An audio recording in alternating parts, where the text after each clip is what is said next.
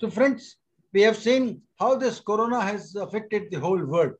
But especially if we seek how the corona is affecting the half of the world, we have got Dr. Veena Acharya with us, who is a senior consultant in Rajasthan Hospital, who has worked as a superintendent of Mahila Chikitsalayah, who has worked on many important posts of National Association of Reproductive and Child Health of India as a president, as well as now she is the dean of the ICMCH.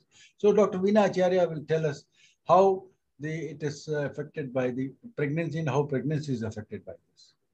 Please. Good evening to all. Thank you so much for giving me the opportunity to share my knowledge. This is the time that when we should be extra precautions take for the pregnant women in this COVID pandemic, because the pregnancy itself is the quite more liable to have these infections, because pregnancy is an immunosuppressive conditions, and during this time pregnant women are more susceptible to this infection. So we should take extra precaution for the pregnant women. So first and foremost, it is very important to take the precaution for the pregnant women in this pandemic era. We should take extra precaution that all women who is the pregnant should be kept in the home, isolated, with well ventilated, and she should be if she's working, she should be take the work from the home. She should have limited her visiting outside, and the visitors in the house should also be limited, because she's if there is a clinical history showing anybody in the family is having the corona, she should take quarantine, because we should take all the precaution for the pregnant women. And if you find that pregnant woman, and regarding her antenatal visit, should be also limited from the 8 to only 3 or 4 visits. So the pregnancy visit during the doctor should be already, prior appointment should be there, and the obstetrician should be, she should know which obstetrician she should go. So the prior appointment, so the visiting should be first trimester, only in the first trimester before the 18 weeks, she should have the first visit. And after that, 2 visits at 32 weeks and after 36. So the limited about the antenatal. If she is having any problem during the pregnancy, she should consult her obstetrician. And suppose during the pregnancy, she developed little bit symptom regarding the fever, cough, malaria, or pain, or anything, she should immediately consult the physicians regarding this pandemic. And if she found that there is any sign and symptom of the corona, the physician should look after her.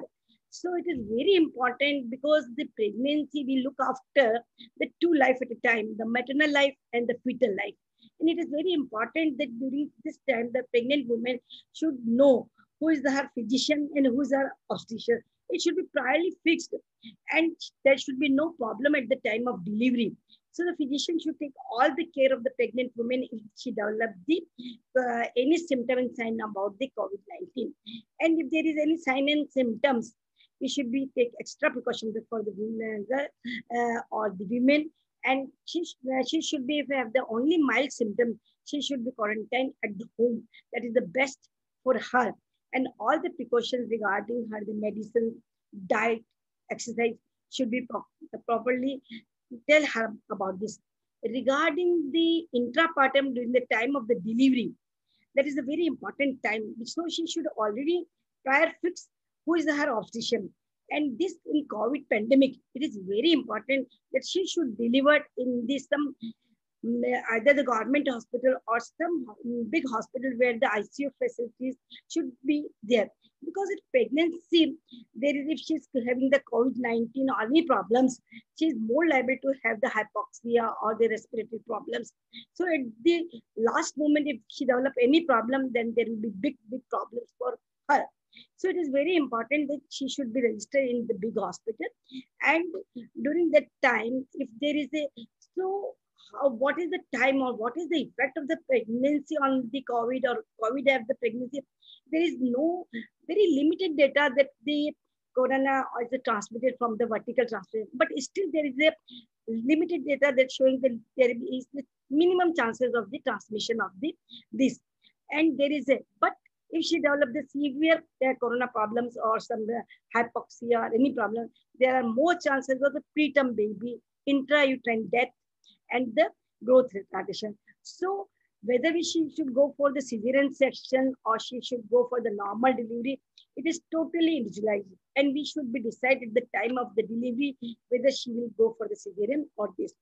Because the chances of the delivery normal take longer times.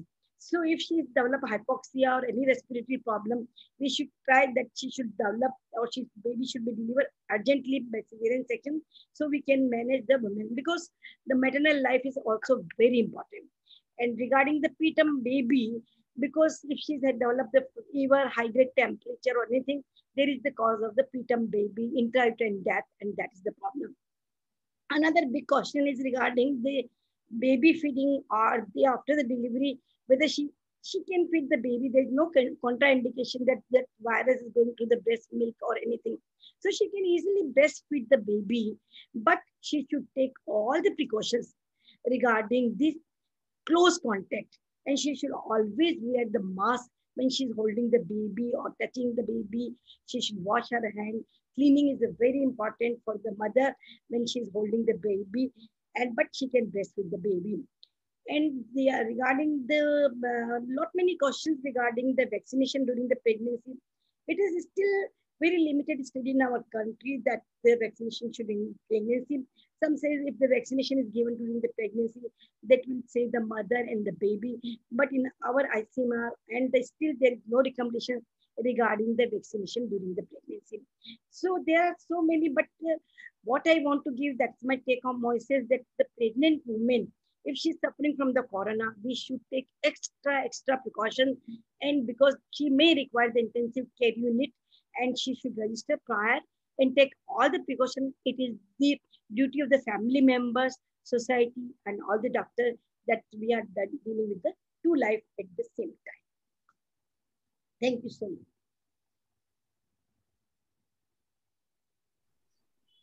Well, thank you very much. Thanks a lot for the information.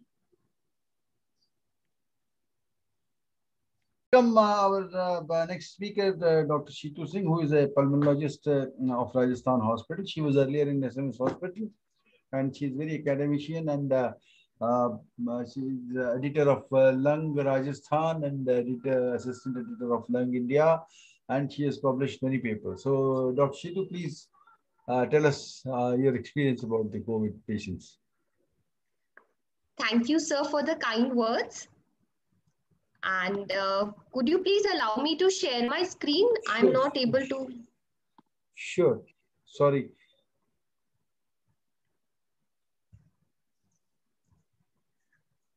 Right.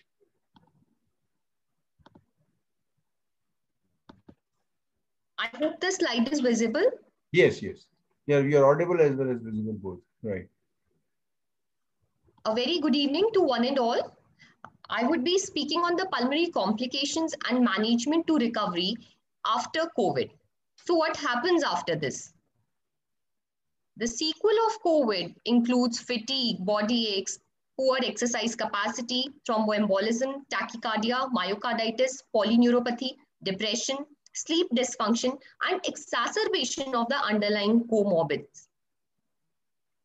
The pulmonary sequelae to COVID pneumonia include cough, exertional dyspnea, chest congestion, pulmonary fibrosis, and long-term side effects of the drugs that we often use, which includes tocilizumab.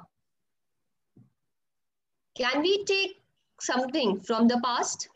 Sure. So what we have already learned from the past pandemics is that from SARS, almost 36% of the patients recovering from SARS had residual chest X-ray abnormalities. 6 months later, 30% of these persisted, and patients who were more at risk to develop post-SARS fibrosis were older, more likely to have required ICU care. Similarly, if we looked at the MERS pandemic, at 6 weeks, 36% had residual chest X-ray abnormalities.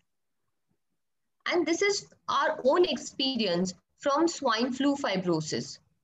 And what we found was that patients who had recovered from swine flu pneumonia had either a static fibrosis or resolving fibrosis. So all these were very promising and optimistic results.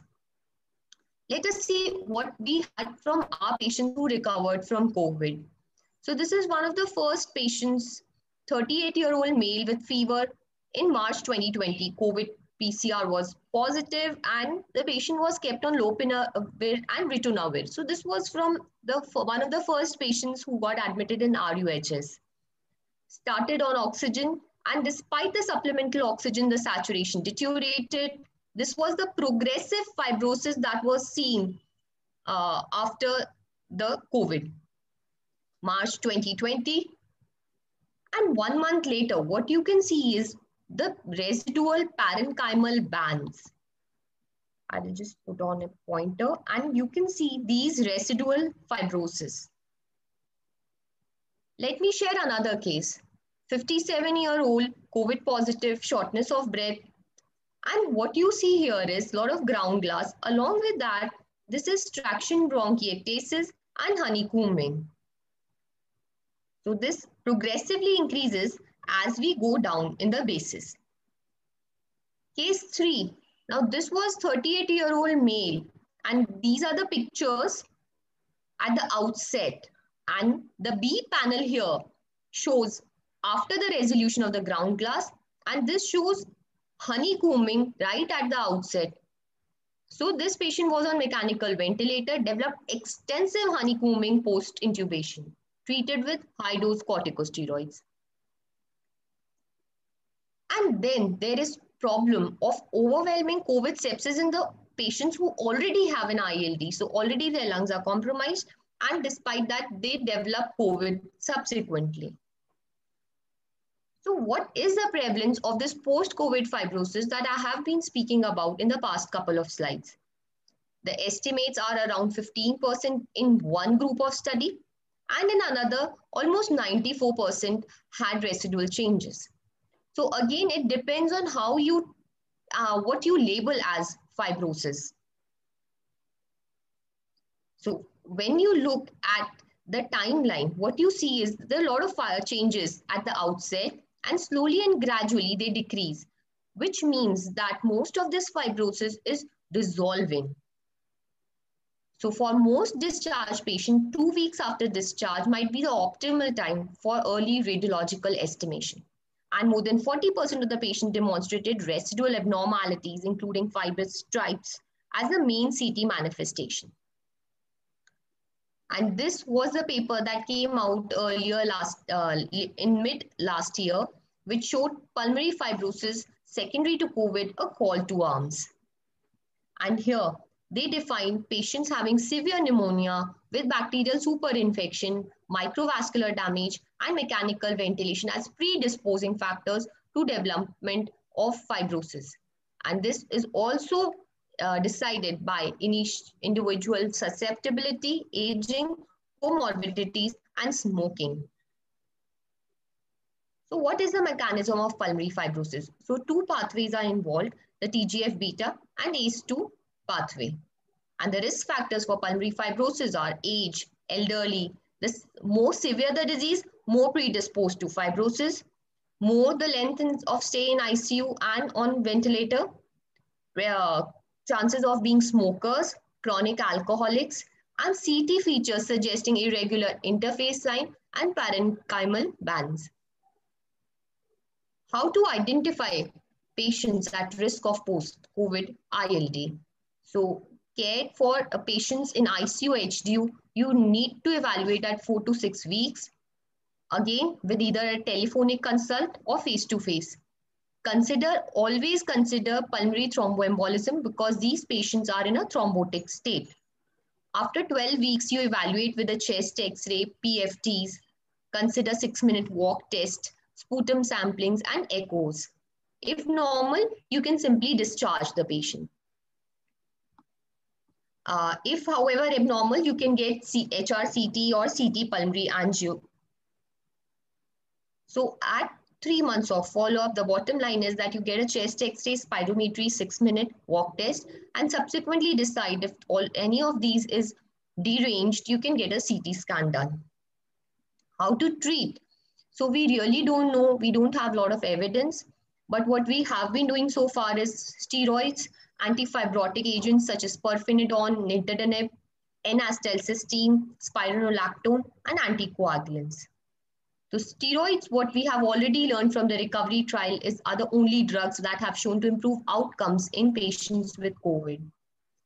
This may suggest that in follow phase, corticosteroids may have a role also in the recovery phase. However, we still need evidence. About antifibrotics, preliminary results have shown that we can use them, but we still need randomized control trial to prove their efficacy even in post-COVID fibrosis. So the rationale for considering antifibrotic is based on the spectrum of pulmonary fibrotic disease observed in COVID-19, which is similar to idiopathic pulmonary fibrosis. In fatal cases of COVID-19, diffuse alveolar damage is the hallmark pathological finding, and pulmonary fibrosis is generally present at autopsy. Pirfenidone and nintedanib are effective in IPF and probably also in post-COVID. So this was the paper that showed that pirfenidone would be having an effect, probably hypothetically, in COVID-19 fibrosis. And the thing that I would like to highlight is pulmonary rehabilitation in these patients. So what is the difference between these two boys?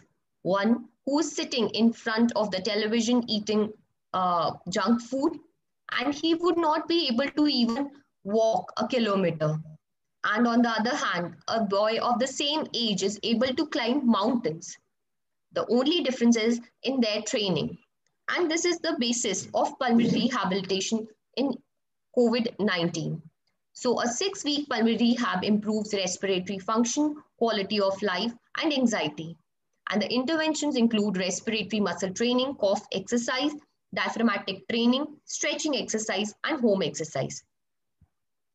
The points to remember are that telemedicine can help to guide the patients with minimal contact, self-supervised, mild disease can be treated at home, moderate to severe in hospital.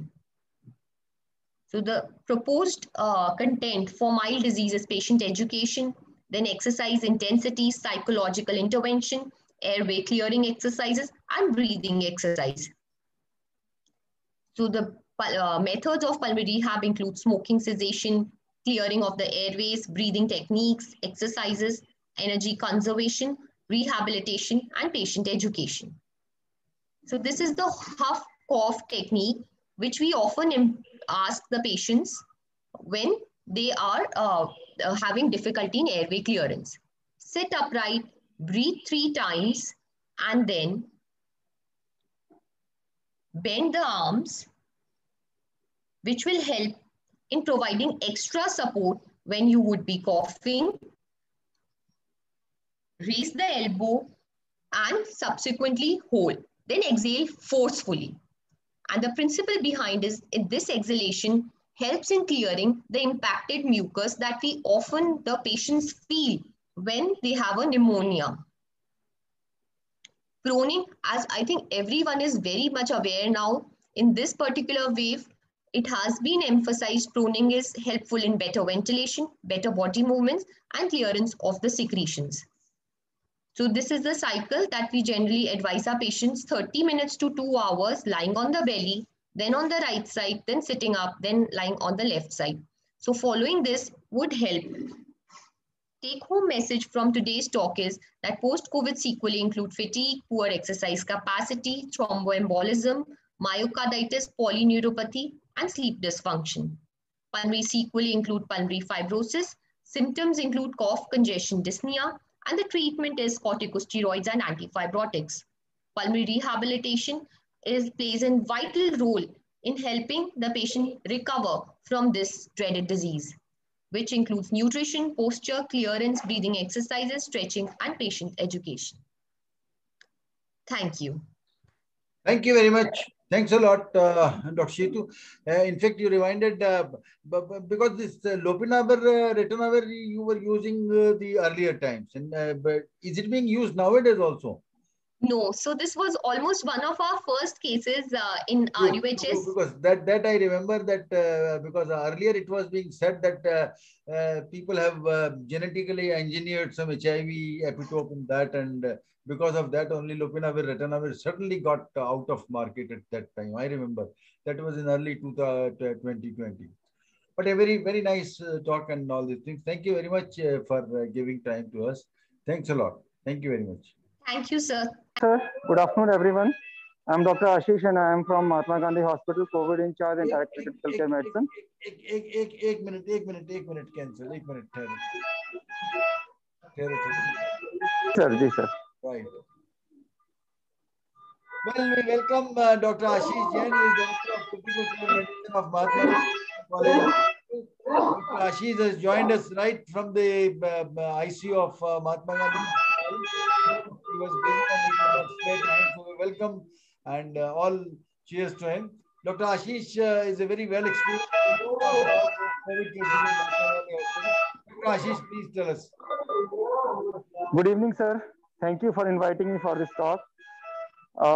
Today we are passing through the second phase of COVID-19 infection in our country, and we see a significant difference among the patients who were there in phase 1 and now they are in phase 2, who admitted in the critically ill or ICUs.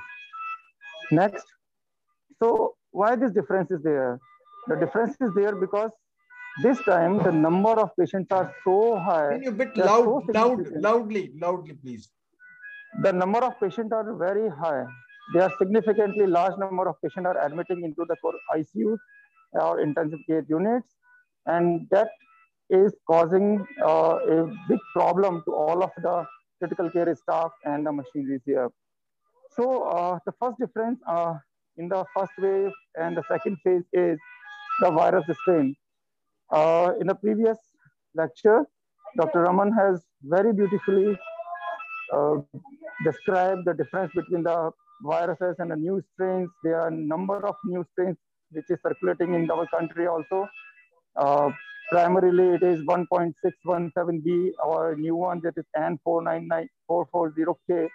And these variant strains are more infective. They are more lethal, causing more infectious to the young persons also. Age group, the patients who are admitting in our hospital in ICUs are much younger now as compared to the previous wave. Young persons without any comorbidities are getting admitted with severe lung inflammation and ARDS. Rural versus urban, there is no difference this time. In the previous phase, most of the patients are from the urban states, from the cities, but now it has spread into the rural population also, and we are getting a lot of patients from the rural Rajasthan and rural India also.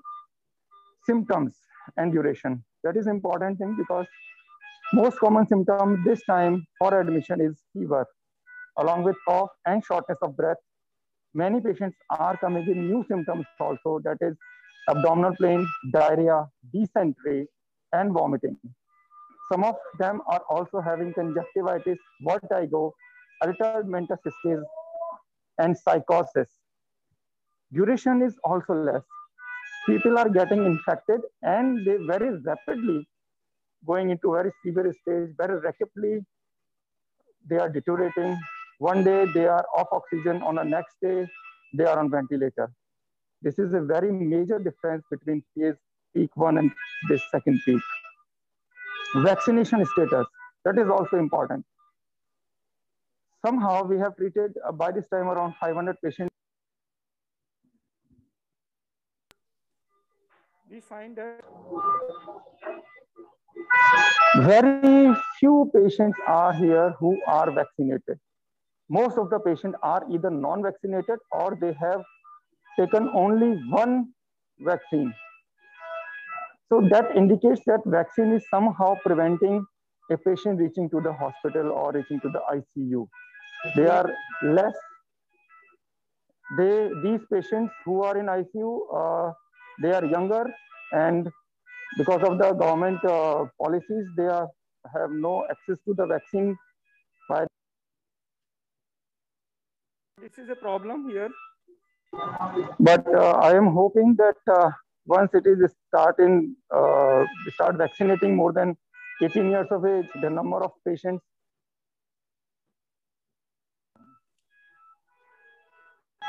Next.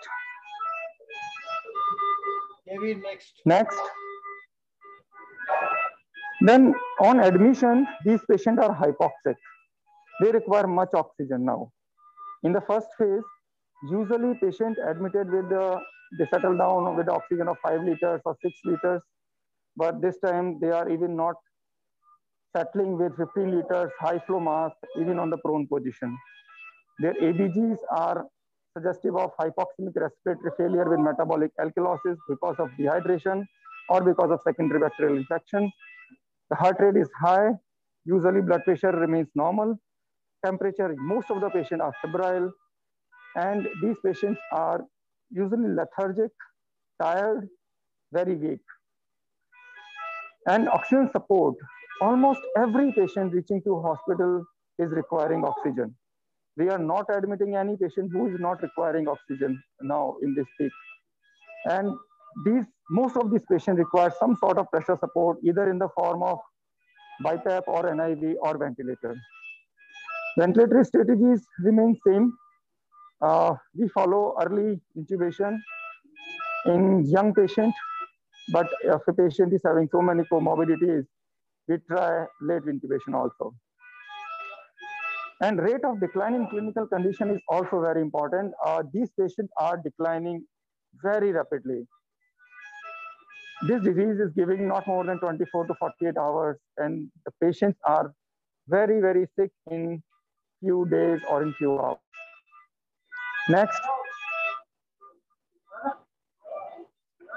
Routine laboratory investigation, if we see the CBC, neutrophilic lymphocytic ratio in sicker patient, it is still very high. Eosinophil count, most of the patients who are on ventilator is close to 0. Inflammatory markers, a strange thing is there that CRP is coming high, but in comparison, D-dimer is not that much high. And ferritin and LDH is also not increasing in FIC in comparison to the phase 1 or peak during the first phase of the disease. ABG are more hypoxemic patients are there. Procalcitonin usually normal, but if patient is coming from other hospitals, they are having usually secondary bacterial infection and rise of procalcitonin. Many patients are also having some cardiac issues also this time. So the NT-proBNP is rising. Echo is showing either low ejection fraction or myocarditis. Many type of cardiac involvement is also seen. Cultures usually positive. Next.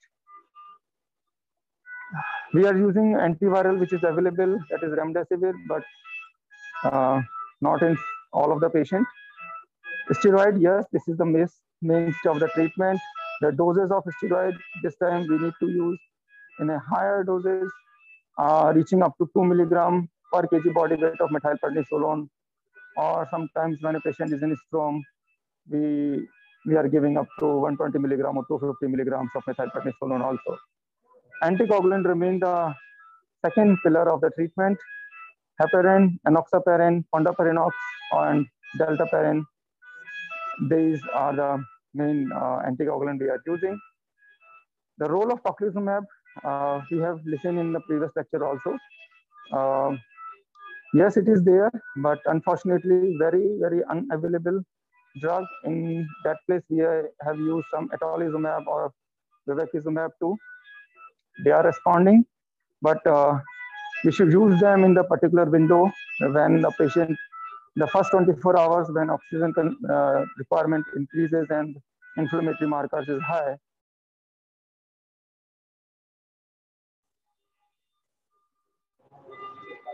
Then other supportive therapies like plasma.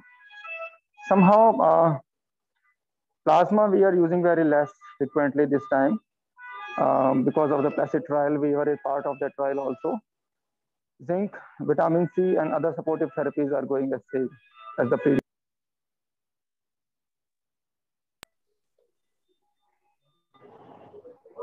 Next. Outcome. Outcome is poor this time. There are multiple factors behind the poor outcome. One is the less availability of drugs, supplies, manpower, equipment, accessibility of beds, oxygen, and these all things. We are sure that if everything is available in good quantity, we will be able to save more patients. Early versus late ventilatory support, yes. We prefer early ventilation if a patient requires NIV support, if FiO2 is more than 60% and PEEP is more than 10 beyond 2 or 3 days. We usually intubate our patients. Challenges, the most common and most important challenge is the decreased supply of drugs, decreased supply of oxygen, equipment, which is there, and a large number of patients we are reaching to the hospital. So it is very difficult to manage all of them. And now the staff is also less this time because many of them are also infected. So they are on leave. So I must say this time some of the significant changes are there. And I request everyone, and I hope that everyone is also facing the same problem which we are facing. So I must say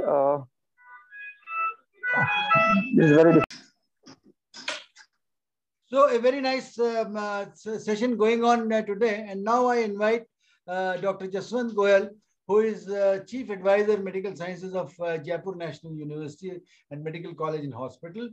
He is a clinical pharmacologist at JNU Hospital and is the chief of the treatment for the COVID treatment. He's he's medical researcher in Society and Rajasthan. He has 14 years of experience in his healthcare, particularly in teaching, training, clinical research, and clinical pharmacology. Welcome, Dr. Jaswant. Please, we have heard very nice lectures from Dr. Raman Ganga Khedkar and Dr. Bharti, Dr. Abhishek, and other people. Let us see. What would you like to share for that cytokine storm and other things? Please, all is yours. Yeah. Thank you, sir.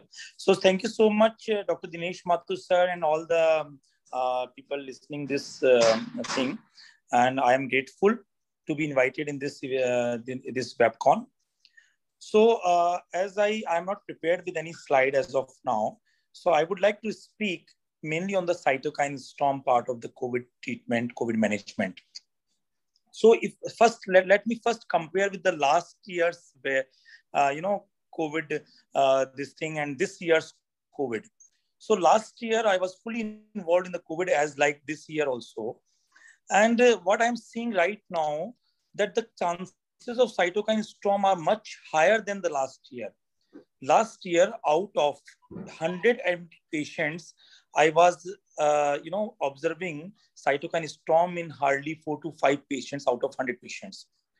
This year, this time with this wave of COVID, we are witnessing around 20% cases or admitted cases are having cytokine storm. They are coming with, and specifically one criteria, like last year, it was the IL-6, which was the demarcation, which was the criteria of cytokine storm. And now this time, IL-6 is no more the criteria. Rather, we are seeing that it is the falling saturation, stiff fall of saturation, number one. Number two, there is increased D-dimer. So association of D-dimer with cytokine storm, I can witness with many patients. Patients are deteriorating and D-dimer is also there. Usually they are very high D-dimer with these patients. IL-6 is usually not increasing. So this time we are more relying on CRP, D-dimer, LDH, and lymphopenia. So we are taking these 4 criteria along with falling saturation as a impending cytokine storm. And specifically, if we judge it in a very early stage and intervening during this process, first is the methylprednisolone, tocilizumab, bevacizumab, itolizumab, subject to the availability. Because we know this time tocilizumab is not at all available. Simple steroid would not do. Sir, definitely. So depending on the situation, we are trying with simple steroid as well. We are trying with methylprednisolone. And the time is very important. because you have to intervene at the impending cytokine storm. And for me and my consultation board, we always prefer tocilizumab at top of it. If it is not available, then we are preferring methylprednisolone. Or if the patient is resistant to methylprednisolone or not responding on methylprednisolone, then we are looking for the bevacizumab and itolizumab. Right. This is how we are doing. This tocilizumab is literally giving wonderful results. When we will be doing hardly in any case, we are getting the tocilizumab and giving it at the right time. I have the examples. Like there was a case who came with 2 liter oxygen. He was fine on 2 liter oxygen. He started desaturating at around 11 a.m. in the morning, and he goes up to the 15 liter oxygen over the period of 6 hours only. At the time, we used itolizumab. I infused itolizumab in the very, at around 6 p.m. and patient was totally reverted. Next morning, I found him again on the 2 liter oxygen. So sometimes it is always better to intervene in a very, very early stage of the disease instead of waiting and watching. So all monoclonal antibodies are useful once they are giving on time. If they are not being given on time, then we may miss the boat. That is the point. What is your view upon anti-flu drugs like Febiflu and all these things? What is your experience? Sir, I would like to say that during the last wave, we used remdesivir too much, and during that wave, I hope we will be able to reduce chances of cytokine storm and deterioration because of using remdesivir in early phase of disease. This time, I am witnessing that in spite of using remdesivir in a very, very early phase of the disease, in the first 7 days, people are getting deteriorated. So I think it is the methylprednisolone or the steroid is the mainstay of treatment. Remdesivir may be working, may not be working. It is very early to say for this second wave. And unfortunately, it has been very steroid is working. Definitely low. Yeah, definitely, certainly. And definitely these low molecular weight heparin has certainly a role of reducing the chances of mortality and morbidity. We are also a part of global trial of low molecular weight heparin with Mount Sinai. So we are participating in that. What do you think, Dr. Jaswant, these heparins, etc., they are all right? Or if you give them these antiplatelet drugs, antiplatelet versus anticoagulants, which would you prefer? Sir, we are preferring anticoagulant based on the D-dimer report. Right. Because once the D-dimer is there is no point of using antiplatelet things. What I was asking, we are using anticoagulant. The cardiac patients, those who are already on antiplatelet drugs, have they got some edge over it in this sense? Might be. We are not withholding antiplatelet drug if they are already on it. They must be helping for that. So we are judiciously using anticoagulant. We are judiciously using in those cases. So generally we are using 0.4 ml, means 40 milligram subcutaneous once daily dosing as a preventive dose. And it is working well. There is evidence by the D-dimer. So in that case, we are using full doses of enoxaparin, that is 1 milligram per kilogram twice daily dosing. So this is how we are doing. We are also monitoring bleeding, etc. Yeah. All right. So that means this time you are seeing much more cytokine storm and without IL-6. That is the message you want to give. Without IL-6, no. Without IL-6. So CRP, LDH, falling saturation, lymphopenia. Right. These are the very, very important criteria to predict cytokine storm in time and to intervene with best possible drugs available. My choice is, there is some intervention. So my choice is tocilizumab, followed by methylprednisolone, and followed by itolizumab and bevacizumab. Great. Thank you very much. And I would like to convey, I just please give me one more minute. I would like to convey a social message. Yes. Any patient coming in our hospital before 14 CT severity score, there is zero mortality. So Great. it is very important. People are relying on saturation. You will get saturation fall once your lungs got involved more than 70%. Right. So I would like to convey that don't rely on falling saturation. One has to rely on the CT severity score. If it is keep increasing, if the severity score is around 10 plus minus 2, get admitted, start steroids, start proper antibiotic to reduce the chances of secondary infection, start low molecular weight heparin and remdesivir if available. You will definitely be survived. You will definitely not going to go in severe conditions. Great. So waiting for saturation to fall, then looking for a bed in the city, it is going to be a difficult journey. Right, sir? Thank you. Thank you very much. Thank you, Dr. Yaswant, for a nice introduction. Thank you. Right. Thank you, sir. Thank you. Thank you so much. Right. So now we welcome Dr. Ravinder Singh Rao, who is an interventional cardiologist, and he expertises in complex angioplasty and TAVR and TMVR. These are the aortic and mitral valve replacement without doing any surgery. And he specializes in interventional cardiology from Mount Sinai Hospital, New York, USA, and structural heart disease fellowship from Washington, University of Medicine, Central USA. And he has expertise of doing highest number of TAVR cases in India and Southeast Asia. He also treats calcified blockage with the rotablator technique in the safest way. Dr. Rao is one of the leading operator of TAVR, complex angioplasty, and rotablator. So I'll request Dr. Rao to tell us what specific precautions one should take during these COVID era of the patients. Dr. Rao, all is yours. Thank you very much, sir, for the kind words. And thank you for giving me the opportunity on your platform where we can share our thoughts and views for the medical fraternity as well as for the public, how this pandemic is affecting the cardiac patients.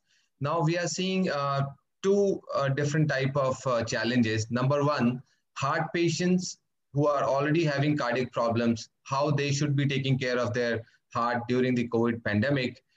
Number two, how is COVID affecting the cardiovascular system?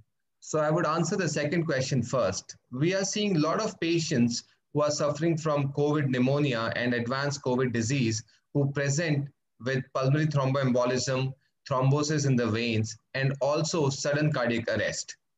Now, what we have understood that COVID is a systemic inflammatory disorder. After 7 to 10 days, there is systemic inflammation which sets in, D-dimer is elevated. Now, in the histopathology, it was shown that there are microthrombi which form in the pulmonary vasculature, and that's why majority of these patients are on blood thinners. COVID can directly affect the heart muscle, thereby decreasing the efficiency, and patients can set into cardiac failure. COVID can also cause thrombosis of the coronary arteries, and such patients can present with ST elevation MI. Earlier, in the pre-COVID era, when a patient presented to us with ST elevation MI, we would do a primary angioplasty in such patients. But in COVID patient, when they present with ST elevation MI, we don't do a primary angioplasty, we rather do a thrombolysis. The reason is such patients have diffuse thrombosis and they might be treated better with a systemic thrombolytic agent and not with a primary angioplasty. We can take them for a primary angioplasty if there is a thrombolysis failure, which we call it as rescue angioplasty, provided such patients don't have futile outcome based on their lung condition. Now, let us come to the second question. How is COVID interacting with patients who already have cardiovascular disease? So patients who have cardiovascular disease, they also have other comorbidities like obesity, like diabetes, elderly, and various other comorbidities. Such patients are at high risk of developing a serious COVID infection. So definitely these patients need to take special precaution so that they don't encounter a COVID infection. And if they get infected, they need to see their physician at the earliest so that the treatment can be initiated. Now, there are a lot of controversy and confusion which is going on about cardiac patients and COVID vaccination. I get queries every day, should we stop our blood thinner or not? So if a patient is on antiplatelet, which is aspirin and clopidogrel, such a patient should not stop their blood thinner and they should go for their vaccination as a routine. Number two, if a patient is on anticoagulation like acetrom or warfarin, usually these medicines are given for patients who have mechanical cardiac valve, or number two, if a patient has pulmonary thromboembolism or a deep vein thrombosis. For such patients, they should get their PT-INR done. If the PT-INR is less than 2.5, they should go for their COVID vaccination as a routine. Now, if the PT-INR is more than 2.5, they can stop the medicine for a day. Next day, they can undergo a COVID vaccination and then restart their medicine in the usual schedule. Now, there is another question which comes up, that patients who are getting COVID vaccination, they are developing heart attack. Let me tell you, there is no scientific evidence. These are anecdotal reports, and these might be mere coincidence, because a lot of false news propagates in the social media, as well as there are anecdotal reports in the newspaper that such and such person got a COVID vaccine and next day he died from heart attack. So in medical science, this could just be this could just happen by chance. That these are two events which might be happening independently, but they happen at the same time. So there is no cause-effect relationship.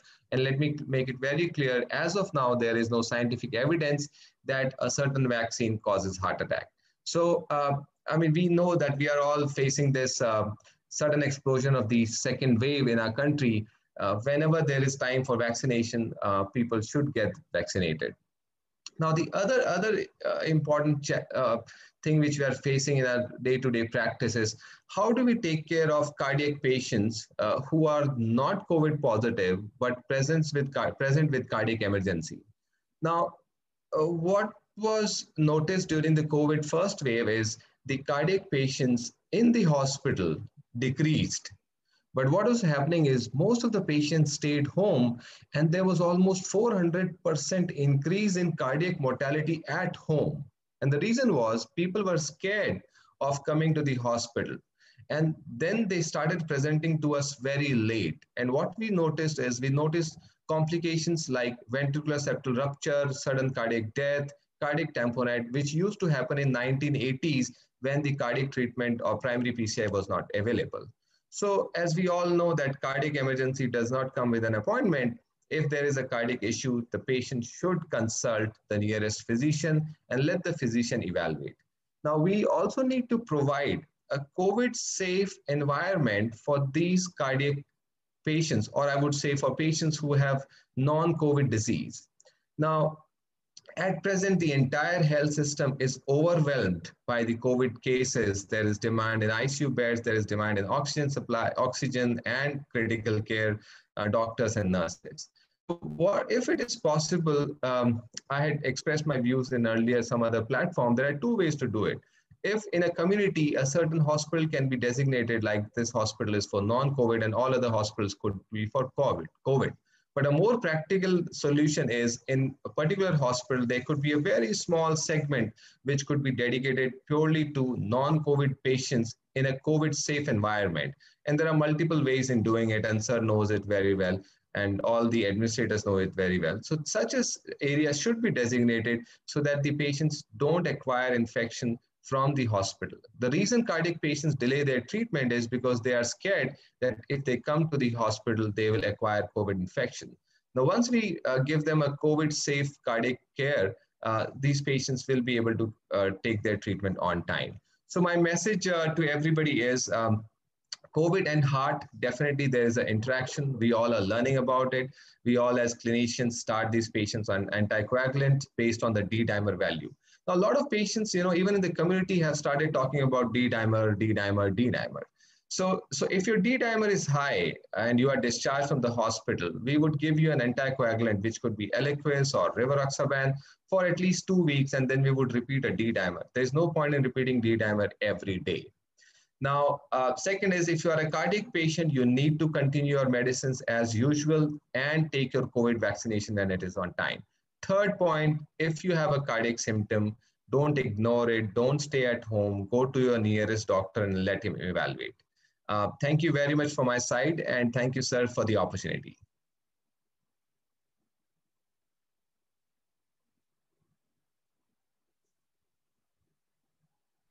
Thank you very much for the nice interactive these information, and it was really very helpful for the patient. Thank you very much for giving your Thank time. you, sir. Thanks Thank a lot. you. Thank you. So now we welcome Dr. Raghav Shah. Dr. Raghav Shah is DM from PGI Chandigarh, and he is Director and Consultant of Psychiatry and De-Addiction here in Rajasthan Hospital, Jaipur. And he will tell us the Man Ki Baat, what is the psychiatric aspect of during the COVID eras. Dr. Raghav, please. Thank you so much for this wonderful introduction and the opportunity to speak in this forum. जो मन की बात है corona को लेकर के, देखिए सबसे पहले तो मन में डर आता है, तो डर या fear, sometimes even increasing to anxiety, एक नॉन स्पेसिफिक सा तनाव में रहना, चिंता में रहना, क्योंकि कहीं ना कहीं बैक ऑफ द माइंड में डर है। जिनको कोविड हो गया है उनको ये डर है कि वो पूरा रिकवर हुए हैं या नहीं, जिनको नहीं हुआ है उनको अपने आप को बचाने के लिए एक चिंता सी रहती है। तो ये तो हुआ stress due to COVID. Directly indirect stress बहुत हो रहा है कोविड के कारण, क्योंकि जो होम आइसोलेशन हो रहा है लोगों का, सोशल डिस्टेंसिंग के कारण एक नॉर्मल ह्यूमन कम्युनिकेशन में फेलियर होता जा रहा है। वर्क फ्रॉम होम बोलने में अच्छा लगता है, लेकिन आज कहीं जाने को नहीं है, आदमी अपने ही घर में बैठा है सुबह से रात तक। तो ये कुछ और चीजें हैं जो एडिशनल स्ट्रेस क्रिएट कर रही है।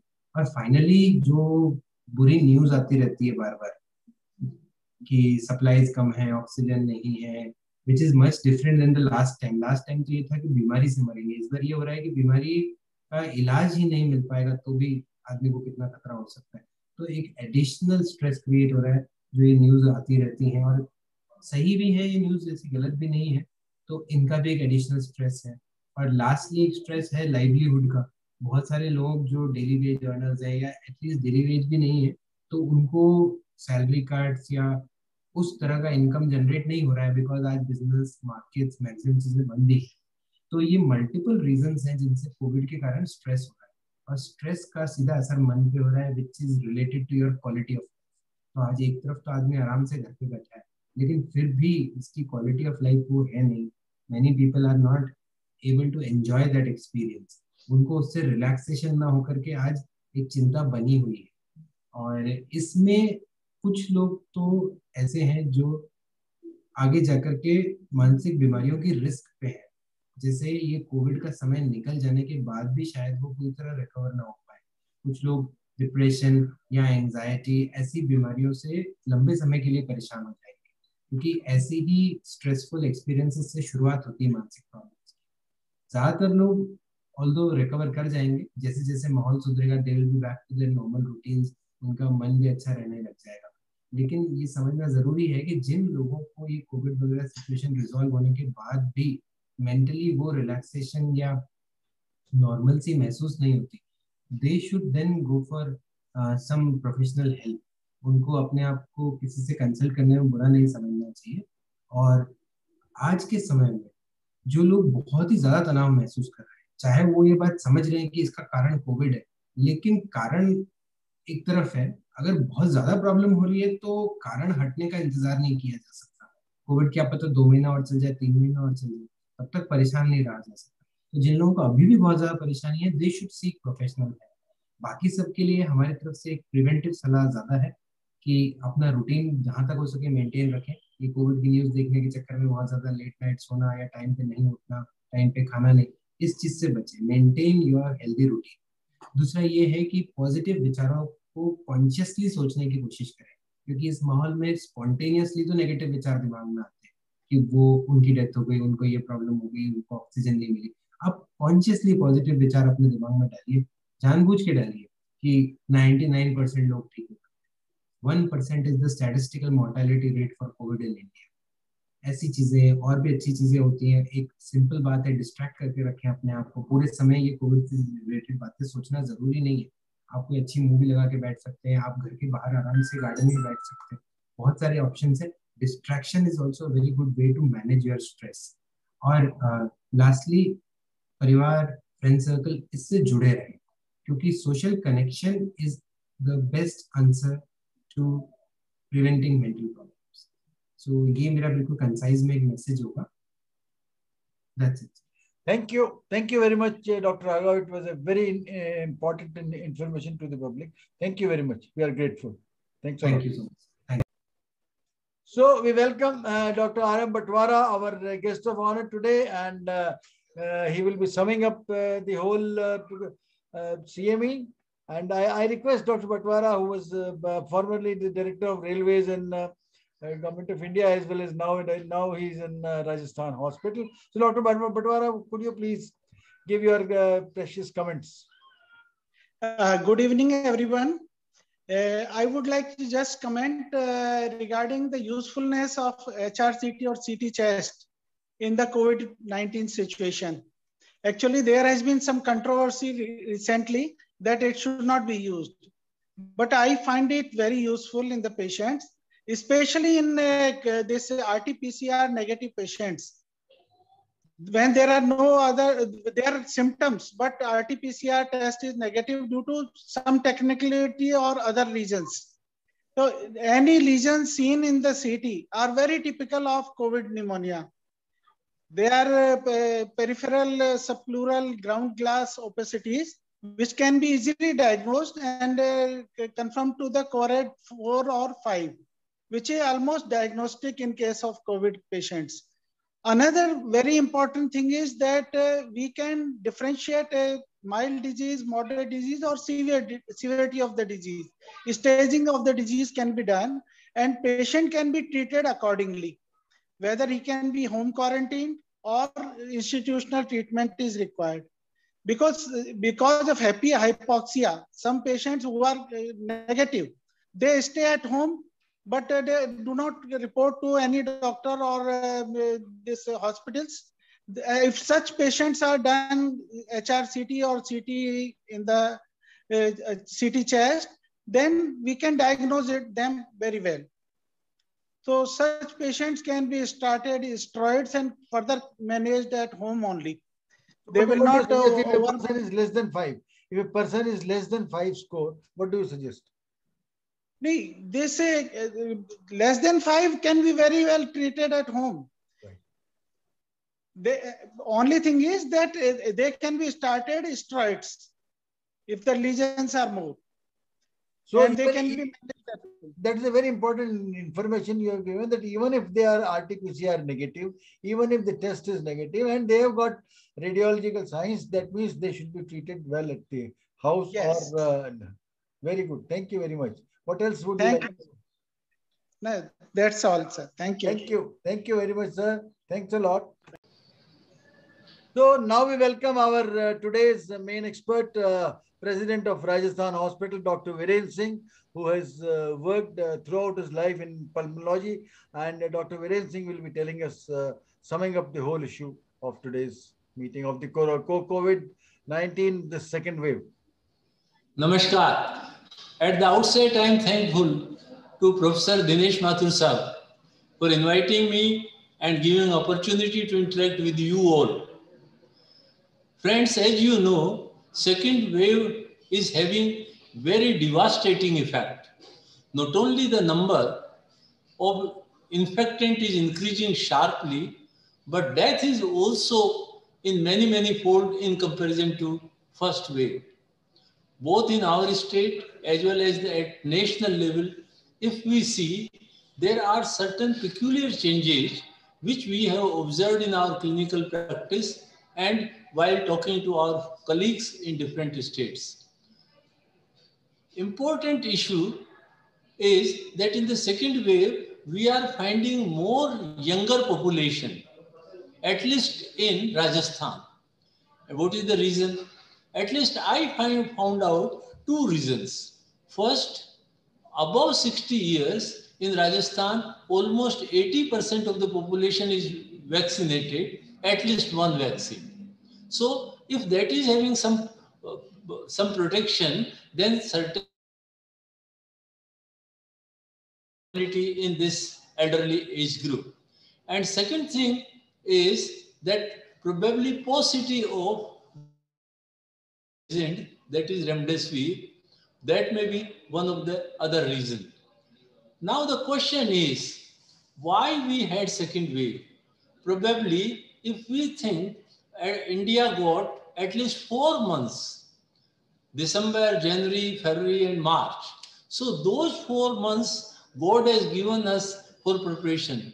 Unfortunately, we just thought that it is all over and started merrymaking. The precious time of preparation was lost in pleasure activities. Now, and other thing is, the basic defect in the approach is that there should be two things. Stop death. There are two basic aims of the pandemic. That is, first is stop death and other is stop disease. Stop death is a battle which is fought in hospitals. And at hospital level, we are fighting. There are serious patients and we are trying to save their lives with all sort of the armamentarium and zeal and enthusiasm of the medical profession. But second part, that is stop disease. Unless we stop disease, even if we have 1 lakh ICU bed, there will be shortage of those beds because the number is very high. Number of sick patient is very high. So the basic fact is that we must stop disease, and the one thing which is most effective is lockdown. Especially Rajasthan has taken a lead that on 17th it imposed, government of Rajasthan imposed lockdown, and what is the result? Before that, every day there was multiple increase in daily cases and death. But after lockdown, usually we expect effect within 2 weeks. And what is the result? From 17th, if you see, by 30th April and 1st May onward, there is hardly any increase in new infections and the death. So now almost on the 1st May, 30th April, the total number of the patients, active cases was 2 lakhs in Rajasthan. And we have the capacity to cater very comfortably at least 1 lakh patient. So, but good thing is that after 1st May, it has, this figure of 2 lakhs has not increased in last 7 days. So that has stabilized, rather plateau has come. Now, what is the need? Need of our is that if it decreases, if active number of active cases decreases, and what is the action? Today we are having one of the most toughest lockdown, and probably with this, there will be ban on the marriages. There were a lot of the patients who attended marriages and got sick. So it will prevent them, and I am hopeful that in 2 weeks' time, at least in Rajasthan, the figure will start showing, and that is need of our. So summarizing my talk, dear friends, first thing is that we have to stop death by putting our skills in treatment. And second is stop disease. And in stop disease, I appeal you all that we should rather imbibe the habit of wearing 3 clothes: shirt, pant, and the mask. So shirt and pant, when we come out of house, we wear, and we just take off only when we again reach in the evening. Similarly, we should wear mask, and mask should be of the same fitting level as shirt and the pant. So when we take with mask these 3 things, and we should not take out mask during our daily activities. कहने की बात है कि shirt सरक जाए 2 inch चलेगा, mask नहीं सरकना चाहिए. Thank you very much, sir. Thank you very much. We are really proud of Dr. Singh. We are really thank you very much for the nice things. Absolutely, thank you very much, sir. Yes. So friends, now in the end, I welcome once again our chief guest, Dr. V.M. Katoch, sir, whom we welcomed in the beginning.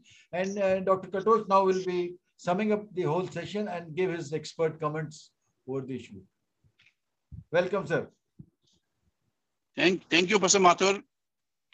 पहले तो मैं आपको complement करूंगा. ये हमेशा you have been always educating the scientific community, medical community, and the people. जो भी नए एडवांसेस हो रहे हैं, वो पार्टिकुलरली कोविड के बारे में भी आपने जो ऑर्गेनाइज किए हैं, लर्नेड स्पीकर्स बहुत इंटेलिजेंट लोग हैं, जिनके एक्सपीरियंस्ड हैं, जिन्होंने नेशनल स्तर पे या लोकल स्तर पे या as a doctor, as a scientist contribute किया है। तो मैसेज जो आज की जो डेलिब्रेशंस हैं वो बहुत ही यूजफुल हैं, और मेरे हिसाब से वो मेडिकल नॉन मेडिकल के सारे लोग बेनिफिट होंगे उससे, क्योंकि अब जो जिस स्टेज पे ये सेकंड वेव आई है, ये कोई अनएक्सपेक्टेड तो थी नहीं है, हर कोई जानता है ये second wave, third wave, fourth wave, ये कई वेव्स आएंगी, ये शुरू से ही हर कोई जानता था और है पता सभी को। तो लेकिन वो जिस तरह से आई और हिट की, ये बड़ा क्लियर दिखा कि हमारा कंट्री उसके लिए प्रिपेयर नहीं था पूरी तरह। मेडिकल फ्रेटर्निटी फर्स्ट वेव के बाद अलर्ट है, लेकिन उनका एक क्षमता है, कितनी लिमिटेड नंबर को देख सकते हैं, वो उनको हैंडल कर सकते हैं, उनसे कनेक्ट कर सकते हैं। तो जितने लोग अफेक्टेड हुए हैं, चाहे वो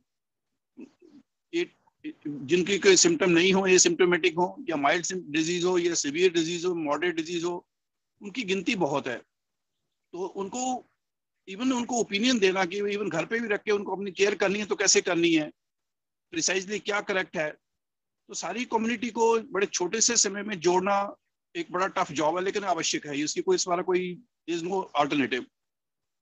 अब उसके लिए क्या तरीका होगा, डॉक्टर अपना नेटवर्क कैसे बनाएंगे, राज्य सरकारें क्या करेंगी, केंद्र सरकार क्या करेंगी, मैं उनके ऊपर नहीं कह रहा हूँ, लेकिन जो मेडिकल फ्रेटर्निटी के लोग हैं, अपने जिनका अपनी व्यक्तिगत दायित्व है, जो ऑर्गेनाइजेशंस हैं, एनजीओज हैं, वो उनका जो मेन कर्तव्य बनता है कि कैसे वो लोगों को कनेक्ट करें साइंटिफिक ओपिनियन के साथ। तो मेडिकल डॉक्टर जो ट्रीट करने वाले हैं या जिनके पास नॉलेज है, अब उनकी संख्या वैसे कम है बहुत, लेकिन अब जो नहीं उसके लिए स्पेशलिस्ट है, लेकिन वो थोड़ा उसको हैंडल करना जानते हैं, उन्होंने गाइडलाइंस पढ़ रखी हैं कि क्या गाइडलाइंस हैं उसके लिए, तो उनके साथ एक कंटिन्यूड लिंक बना के क्विकेस्ट टाइम में नीचे लोगों से कैसे जोड़ा जाए। सेकंड बात ये जो एक्सेस टू दी जो right opinion at right time है, ये इसका एक और विषमता ये है कि मोस्ट सुविधाएं अभी शहरों तक सीमित हैं। गांव में लोगों ने, छोटे जगह पे लोगों ने कोशिश की है, सरकारों ने की है, मैं उसके बारे में नहीं कहता कि कितनी हुई कितनी नहीं हुई, क्योंकि मेरे पास कोई उसका असेसमेंट नहीं है, लेकिन जहां मैं महसूस करता हूं वो इतना स्ट्रांग नहीं होगा अधिकांश राज्यों में, और even including that includes Rajasthan also. तो उस लेवल पे, क्योंकि हम उसके बारे में थोड़े दिन कोशिश करने के बाद हम सारे स्लो पड़ गए थे, तो वो सर्विसेज कितनी स्ट्रांग है कितनी नहीं है, इसके ऊपर भी अभी विवेचना करने का, पिछले वाले किसने क्या किया क्या नहीं किया, वो लोग बाद में निर्धारित करें उसका। लेकिन आज क्विकली वो ओपिनियन पहुंचनी चाहिए, चाहे वो पीएचसी के डॉक्टर हैं, आयुष वाले डॉक्टर्स हैं, अच्छा कौन सी रेजिमेंट फॉलो करनी है, एलोपैथी वाली करनी है, एलोपैथी के साथ आयुष वाली भी करनी है, वो जो करेक्ट ओपिनियंस हैं वो सारी लोगों को मिलनी चाहिए। और कैसे वो हैंडल करेंगे ताकि दूसरे को इन्फेक्शन ना फैले, पहली बात। अच्छा वहां पे जहाँ पे टेस्टिंग सुविधाएं नहीं है तो वहां कैसे हैंडल करेंगे वो, हर केस को प्रज्यूम करें कि ये कोविड का ही है। जैसे मान लो एक फैमिली में आपके 10 आदमी पॉजिटिव आए, हमारे एक परिवार में 10-12 आदमियों को एक जैसे सिम्टम आ गए, हमने चाहे 6 का ही कराया पॉजिटिव, और 6 के 6 पॉजिटिव आ गए, तो ऑब्वियसली वो रिमेनिंग 6 जो है वो भी पॉजिटिव उसी से हैं, कोई दूसरी चीज तो को है नहीं, सेम सिंड्रोम है। तो आई थिंक वो जो जजमेंट लेना जो है वो एक स्तर पे लोगों को मिलनी चाहिए। वो अब वो कितने लेवल पे कब उनको जाना है उसकी पैनिक ही नहीं हो, राइट, उनके टेम्परेचर की रिकॉर्डिंग हो, राइट, उनके अपने प्रिकॉशंस लें, वो दूसरे को नहीं इन्फेक्शन बढ़े, और कब उनको लगता है कि स्थिति गड़बड़ हो रही है, तो चाहे वो ऑक्सीजन की मापना है, टेम्परेचर का मापना है, सांस का मापना है, दूसरी जो पैरामीटर एसेंशियल है 2-4, वो चीजों की लिंकेज कोई ना कोई ओपिनियन देने वाला चाहिए, लोकल स्तर पे भी चाहिए और स्पेशलिस्ट लेवल पे भी चाहिए। तो लोगों को लगे भाई इतने 90% तो यही अपने आप ठीक हो जाओगे, उसमें अनदर 5-7% को थोड़ी गड़बड़ाहट हो सकती है, लेकिन हो सकता है वो भी नहीं हो, लेकिन होती है तो कितनी जल्दी चेंज आने के बाद उनको किसके पास कहाँ जाना है, कैसे कनेक्ट करना है। अब आगे बेड्स और इन सब की समस्या बहुत भयंकर है, तो अगर आप किसी को लेकर सीधे जयपुर लैंड कर जाएं या किसी बड़े शहर में लैंड कर जाएं, वहाँ तो घर से भी बदतर स्थिति है। तो उस स्थिति में कैसे आप हैंडल करना है आपको, तो पहले से लिंक बना के रखें कि कैसे कौन कहाँ हैंडल कर पाएगा।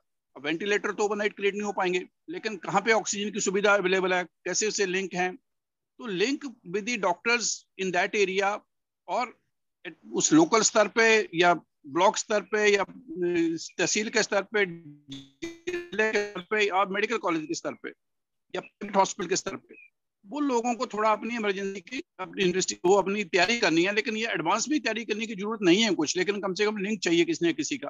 तो अगर आप शिफ्ट भी करें तो हपड़ा दपड़ी में हॉस्पिटल के गेट के ऊपर अपनी एम्बुलेंस लेके खड़े ना रहें, वो आप पहले से तैयारी बना के जाएं। आई थिंक वो वाली बात लोगों को एक संभालनी है, क्योंकि पेंडेमिक का ये जो फेज है सबके सिर पे आ गया है। अब इसको कैसे मतलब हम इसको स्लो करने में क्यों कामयाब नहीं हो जो पिछले साल हुए थे, मैं उसकी तुलना में बिल्कुल कंपैरिजन में नहीं जाना चाहता, क्योंकि आज उसका मौका नहीं है ब्लेम गेम का, क्योंकि इस वक्त समय है जाने बचाने का। अब रही सेकंड चीज ये कि टेस्टिंग लेबोरेटरी सुविधाएं कहाँ कहाँ उपलब्ध हैं, लोगों को पता होना चाहिए, लेकिन नहीं पता है तो उनके साथ लिंक बनाना है हमें।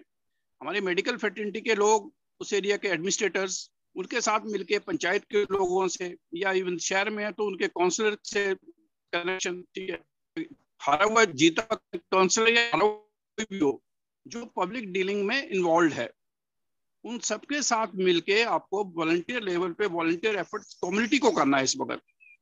इस वक्त समय प्योरली मेडिकल लेवल पे हैंडल करने का से बाहर निकल गया है। ये मेडिकल सुविधाएं उन लोगों को मिले जिनको जरूरत है।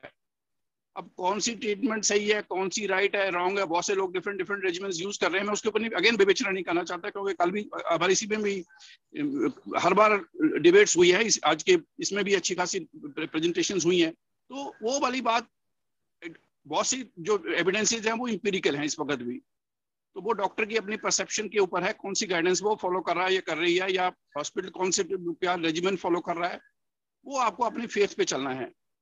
लेकिन एसेंशियली बहुत सारे मेडिसिन का रोल है नहीं एक्स्ट्रा, जहां से देखा गया है कि ऑक्सीजन, आपको स्टीरॉयड्स, आपको एंटीकोगुलेंट्स और एंटीवायरल का भी थोड़ा बहुत इफेक्ट है। उसको छोड़ के कुछ आयुष के इंटरवेंशन है जिनका प्रोमोटिव इफेक्ट दिखा है, थेरेपेटिकली बेनिफिशियल इफेक्ट दिखा है। उनको छोड़ के हमारे पास ऑप्शंस बड़े लिमिटेड है, तो इसलिए लोगों को बड़ी स्पष्ट शब्दों में मिलना चाहिए कि भाई ये चीज उपलब्ध है, लेकिन इसी से भी लोग मोस्टली ठीक हो जाते हैं। सो आई थिंक दैट पैनिक स्थिति जहां हर कोई क्राउड करे, वो आवश्यकता नहीं चाहिए। जो right information to the people कि इतना हम हैंडल कर सकते हैं, इतना होगा तो राइट जगह पहुंचना है जहां जरूरत है आपको। अब रही वैक्सीन की वाली बात, वैक्सीन हमने सोची थी सबने रामबाण के तौर पे, और वैक्सीन डज प्रोटेक्ट एक्चुअली, ऐसा नहीं कि वैक्सीन बेकार हैं। वैक्सीन जहां भी ग्लोबली इस्तेमाल हुई है, हमारे देश में भी इस्तेमाल हुई है जहां पे, तो इवन उस वैक्सीन से बड़ा क्लियर दिखा कि सिवियरिटी ऑफ डिजीज पे उसका प्रभाव है। लेकिन ट्रांसमिशन डायनेमिक्स को के लिए इस वक्त नहीं सोच सकते हम, इस वेव को भी नहीं, अगली वेव में भी नहीं कर सकते। हमने एफर्ट कंटिन्यू रखने हैं वैक्सीन के ऊपर ताकि मैक्सिमम लोगों को मिल जाए, ताकि वी सेव देयर लाइव्स। लेकिन पेंडेमिक इससे नहीं रुकेगा। पेंडेमिक आपके मास्क से रुकेगा, पेंडेमिक आपके घर के डिसिप्लिन से रुकेगा, पेंडेमिक आप किसी फंक्शन में जाना तो टोटली जीरो रखेंगे आपको जहां तक लगता है शादी वादी कितनी भी क्लोज है, कुछ भी है, लिमिटेड लोग हर हालत में वहां जाएं, क्योंकि सरकार अगर कुछ बंदिश भी लगाएगी तो लिमिटेड लेवल पे लगाएगी। सरकार हर जगह पुलिसमैन खड़े नहीं कर सकते हर चौराहे पे या आपके हर शादी के ऊपर। वो जो फंक्शंस हैं, चाहे वो मंदिर के हैं, मस्जिद के हैं, आपके शादी के हैं, दूसरे हैं, they have to be zero, because ये हमने क्लियर कर देखा, मैंने अपने जो क्लोज रिलेटिव्स में देखा, वो सब एक शादी से शुरू हुआ सब कुछ, ठीक है। तो एक ही शादी में मान लो 300 आदमी 200 आदमी प्रभावित कर दिए आपने, उन्होंने घर में जाके 1000 कर दिया, तो वो एम्पलीफाइंग इफेक्ट तो हम रोक सकते हैं बिल्कुल, उसमें आपका सीएम और प्रधानमंत्री क्या करेंगे। तो ये वाली जो पर्सनल एफर्ट है वो तो हमारे चाहिए। गवर्नमेंट्स को, सेंट्रल गवर्नमेंट को, स्टेट गवर्नमेंट्स को हम अपेक्षा करते हैं कि वो राइट डिसीजन लेंगे, जिससे कि क्योंकि एडमिनिस्ट्रेटिव एनफोर्समेंट उनके हाथ में है, जिससे कि वो चीजों को उपलब्ध कराना उनके हाथ में है। तो वो हम आशा करते हैं कि इस स्थिति में भी राइट डिसीजंस इलेक्टेड गवर्नमेंट्स लेंगी, क्योंकि हमारी सारी प्रजातंत्र में चुनी हुई सरकारें हैं, तो हम उनसे अपेक्षा करते हैं कि वो हमारे लिए काम करेंगी। तो वो भी हम उनका साथ भी दें जो भी डिसीजन लें, लेकिन हमें अपनी जान खुद बचानी है, कम्युनिटी को खुद बचाना है। I think that message should go from our medical fraternity और the people who are listening today, कि वो सिर्फ इसको सुन के अपनी लेवल पे एक एकेडमिक नहीं करें, क्योंकि आज ये जो वेबिनार है एक जंग जैसी स्थिति में है, जबकि country is passing through a very tough time. और वॉर में एक्शन चाहिए, वॉर में आपको फेथ अपने पे भी चाहिए, भगवान पे भी चाहिए, सिस्टम पे भी चाहिए, लेकिन जहां आप नहीं भी करते, डोंट डिपेंड अपॉन एनीवन, ठीक है। You act, you save yourself, you save your family, you save your friends and you save your community actually, क्योंकि ट्रांसमिशन का रोकना हमारे हाथ में है। ये क्लियर कट है, ये हम पिछले साल जब वैक्सीन नहीं थी तब भी करके दिखाया था। अच्छा, अब उसमें लेथार्जी हमने की, हम सोच के खत्म हो गया, ये हमारी गलती है। जब मैं हम कहता हूं तो दैट मीन्स सिटीजन्स एंड हमारे द्वारा चुनी सरकार दोनों, ठीक है। हम सारे के सारे उसमें इक्वल भागीदार थे, सक्सेस में भी और इक्वल भागीदार हैं हम गड़बड़ में भी। तो आज जो कनेक्शन चाहिए वो सिर्फ यही है कि हम सब ज्वाइंटली मिलके we really work in like the war like situation which India always wins the war actually. So this is again the second battle in 1 year, जो मैं सोचता हूँ टफ है, लेकिन काफी हद तक हम इसको आगे फैलाव को रोक सकते हैं। जो दुर्भाग्यपूर्ण जो लोगों ने आज कष्ट उठाया है, उनके फैमिलीज में इफेक्ट हुए हैं, जो लोग मरे हैं, उन्होंने जो उनको दर्द हुई है, वो तो हम किसी भी चीज से कम नहीं हो सकती। लेकिन आज भी एक्ट करके हम we can make the situation better actually. So I think let's act at every stage and let this webinar be one of the action webinars, जहाँ कि हम आप जिम्मेवारी समझे कि मैं कितने लोगों की जिंदगी प्रभावित कर सकता हूँ या कर सकती हूँ। Let's do that actually. हम करेंगे तो यही हमारी अपने लिए और सबके लिए है। मैं ये समझता हूँ ये भागीदारी आप करें सभी निभाएंगे, क्योंकि हम सबको जीतना चाहते हैं और जीतेंगे भी, भगवान करेगा, सबका साथ देगा। लेकिन इस टफ समय में please do your best. Mister Mathur और सभी लोगों को मेरी दोबारा से कम्प्लीमेंट्स, आदर, क्योंकि वो हमेशा मुझे अपने इन सभी वेबिनार्स में साथ रखते हैं। तो I always feel very happy and connected. और मैं आशा करता हूँ मेरे जो कुछ शब्द हैं वो आप लोगों के कोई चीज आपके अंदर थिंकिंग स्टिमुलेट करेंगे जरूर। धन्यवाद। Thank you very much. Thank you, thanks a lot. Thank you very much and good night.